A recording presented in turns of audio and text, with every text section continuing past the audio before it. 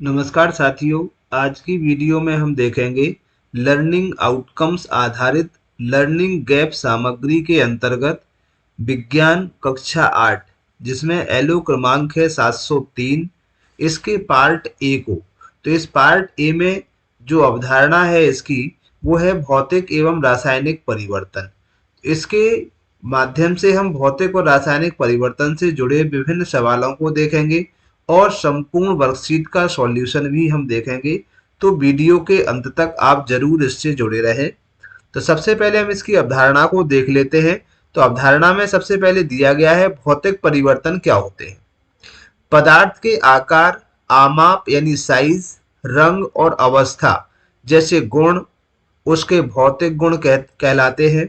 वह परिवर्तन जिसमें किसी पदार्थ के भौतिक गुण में परिवर्तन हो जाता है तो भौतिक परिवर्तन कहलाता है। मतलब या तो उसका आकार परिवर्तित हो जाए, रंग परिवर्तित, साइज, इनमें जब परिवर्तन हो जाता है तो भौतिक परिवर्तन वो कहलाता है। भौतिक परिवर्तन सामान्यतः उत्क्रमणीय होता है। उत्क्रमणीय का जो मतलब है, अर्थ है, अर्थात इससे हम पूर्व का पदार्थ फिर से प्राप्त कर सकते हैं। ऐसे परिवर्तन में कोई नया पदार्थ नहीं बनता है। जैसे एग्जाम्पल यहाँ देख लेते हैं। बर्फ को गर्म करने पर यह जल में बदल जाता है, यानी बर्फ जो बनता है वो जल से बनता है, और जब उसमें टेम्परेचर बढ़ जाता है बर्फ के आसपास का, तो फिर से पानी में बदल जाता है, यानी जल में परिवर्तित हो जाता है। अर्थात इसकी अवस्था बदल जाती है। बर्फ ठोस अवस्था है से द्रव अवस्था में परिवर्तित हो जाता है, लेकिन इसके रासायनिक गुण में कोई परिवर्तन नहीं होता है। ऐसे ही इनके अन्य और उदाहरण है।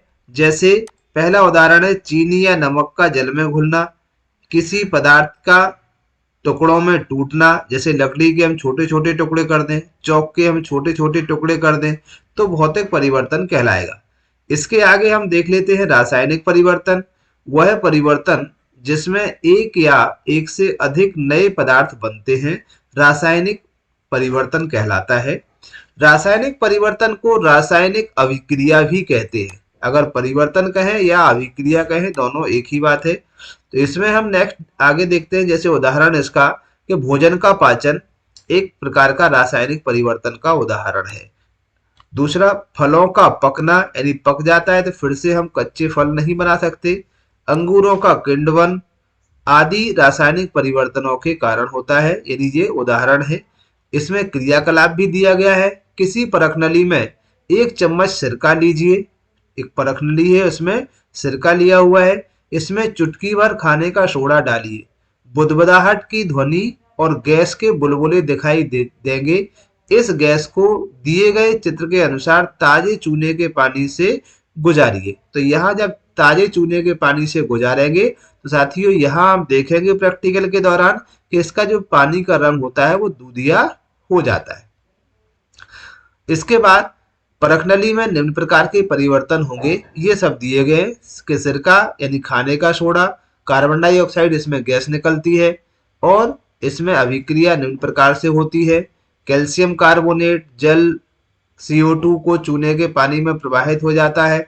कैल्शियम कार्बोनेट बनता है जिससे चूने का पानी कैसा हो जाता है, दूधिया हो जाता है। ये प्रक्रिया पूरी दी गई है, हम इसे करके भी देख सकते हैं।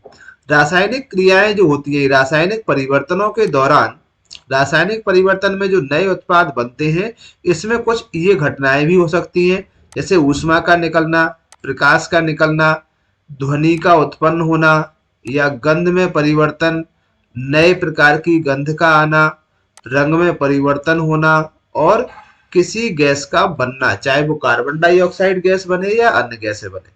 तो ये अन्य क्रियाएं भी रासायनिक परिवर्तनों के दौरान हो सकती हैं उत्पादों के बनने के साथ साथ। साथियों, ये थी इसकी अवधारणा। अब इस पर आधारित वर्कशीट क्रमांक 1 है। तो पहले दिया है भौतिक तथा रासायनिक परिवर्तन किसे कहते हैं। तो जो हमने वहां पढ़ा था वहां से हम केवल परिभाषा यहाँ लिख सकते हैं। वह परिवर्तन जिसमें किसी पदार्थ के भौतिक गुणों में परिवर्तन हो जाता है, भौतिक परिवर्तन कहलाता है। रासायनिक परिवर्तन वह परिवर्तन जिसमें पदार्थ के रासायनिक गुणों में परिवर्तन से नया पदार्थ बनता है। तो ये दोनों की परिभाषाएं हैं, भौतिक परिवर्तन की और दूसरी है रासायनिक परिवर्तन की। इसके बाद हम देखते हैं कि निम्नलिखित परिवर्तनों को भौतिक और रासायनिक परिवर्तन के रूप में वर्गीकृत कीजिए। इसे हमें छांटना है। ये दो हेडिंग्स दिए गए, एक तो भौतिक परिवर्तन और दूसरा है रासायनिक परिवर्तन। तो साथियों, यहाँ केवल भोजन का पाचन और दूसरा है कोयले का जलना, ये केवल दोनों ही रासायनिक परिवर्तन है। बाकी ये जो तीन शेष बच रहे हैं ये भौतिक परिवर्तनों के एग्जाम्पल हैं, क्योंकि इससे हम पुनः वही प्राप्त कर सकते हैं पदार्थ जिससे ये बन रहे हैं। तो ये हमने वर्गीकृत यहाँ पर कर दिया है। इसके बाद जैसे देखते हैं, जब नींबू के रस में खाने का सोडा मिलाया जाता है तो बुलबुले बनते हैं और गैस निकलती है। यह किस प्रकार का परिवर्तन है? तो साथियों, ये परिवर्तन है एक प्रकार का रासायनिक परिवर्तन। अब यहाँ हम देखते हैं कि रासायनिक परिवर्तन में उत्पाद के बनने के अलावा यानी इसके अतिरिक्त कौन कौन सी घटनाएं हो सकती हैं, लिखिए। तो इसमें हम देखते हैं कि ये जो घटनाएं थी, जगह कम होने से मैंने नहीं लिखी है, आप यहाँ लिख सकते हैं कि ये जो 5 घटनाएं दी गई हैं ये इस क्रिया के दौरान ही होती हैं। तो इस प्रश्न का आंसर है ये। अब इसमें स्वाकलन हम देख लेते हैं, कुछ सतसत दिए गए हैं।